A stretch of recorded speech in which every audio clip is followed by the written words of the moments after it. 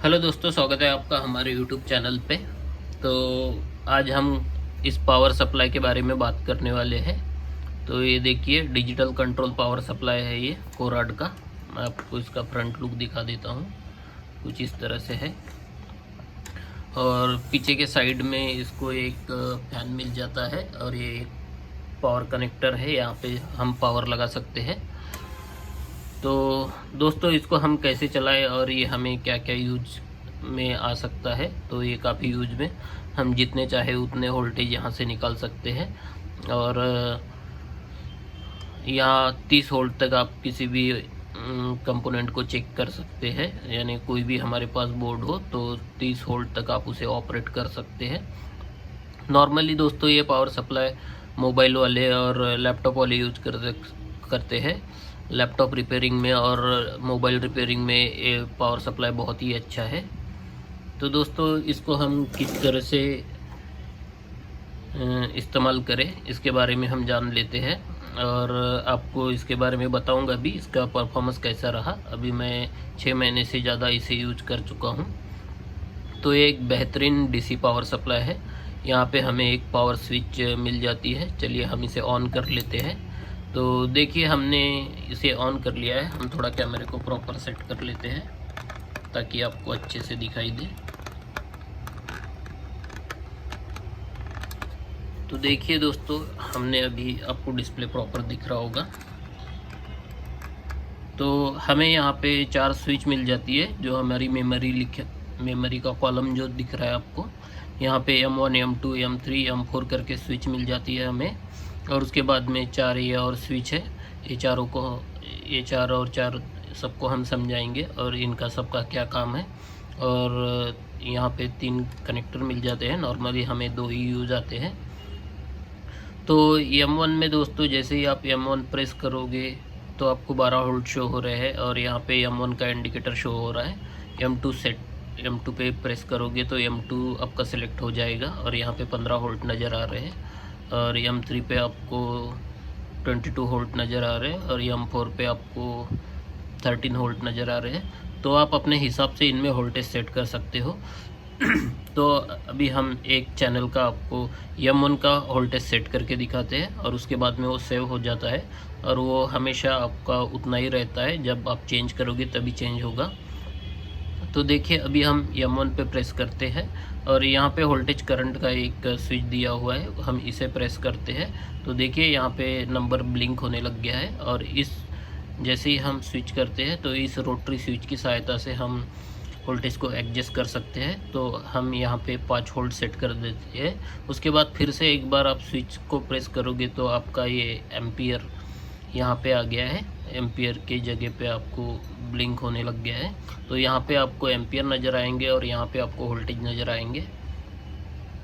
तो देखिए, अभी हमने वोल्टेज 5 सेट कर दिया है और एम्पियर और ये दोनों एरो से आप इधर उधर नंबर को चेंज कर सकते हैं। तो देखिए, अभी हमने यहाँ पे 5-5 सेट कर दिया है और ये हमारा सेट हो चुका है। जब तक नंबर ब्लिंक होता है तब तक आप सेट कर सकते हैं।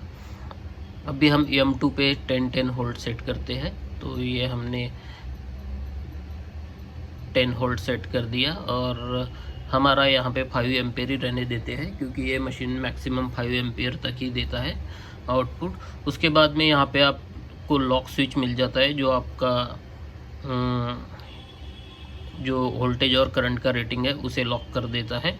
उसके बाद आपको एक OCP करके एक स्विच मिल जाता है। ये ओवर करंट प्रोटेक्शन के लिए है। आप इसे ऑन करते ही आपका ओवर करंट प्रोटेक्शन ऑन हो जाएगा। यानी जो भी गैजेट आप कुछ भी चेक कर रहे हो और अगर वो शॉर्ट है, ओवर करंट ले रहा है, तो इससे वो प्रोटेक्ट हो जाएगा। और यहाँ पे ओवर वोल्टेज का भी प्रोटेक्शन दिया हुआ है।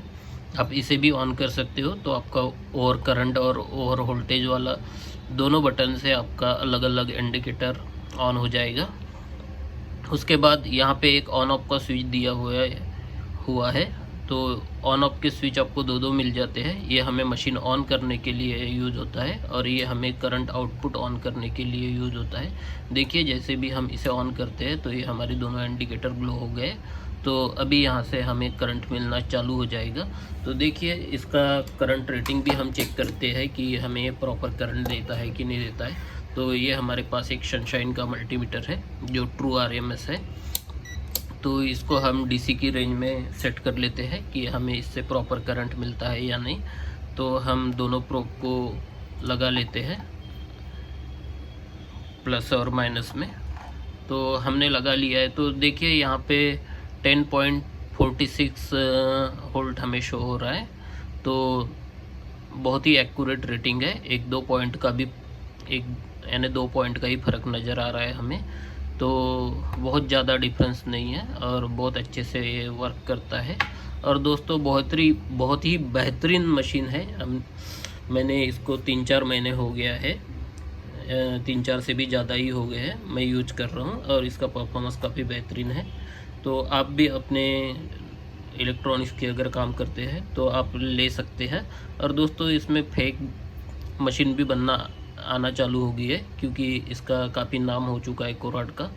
तो इसमें काफ़ी फेक मशीनें भी आने लग गई है। तो आप जिस भी शॉपकीपर से परचेस कर रहे हैं तो उससे ओरिजिनल और डुप्लीकेट के बारे में पता कर ले कि आप जो डिवाइस ख़रीद रहे हैं वो ओरिजिनल है या नहीं। तो आशा करता हूँ दोस्तों आपको वीडियो पसंद आई होगी और मशीन के बारे में भी आपको बहुत कुछ जानने मिला होगा और आपको ये मशीन लेना है या नहीं लेना है ये आप डिसाइड करें। तो थैंक यू सो मच दोस्तों, वीडियो में बने रहने के लिए धन्यवाद। और आपने चैनल को सब्सक्राइब नहीं किया तो चैनल को प्लीज़ सब्सक्राइब करें और वीडियो को लाइक करना ना भूलें। Thank you so much.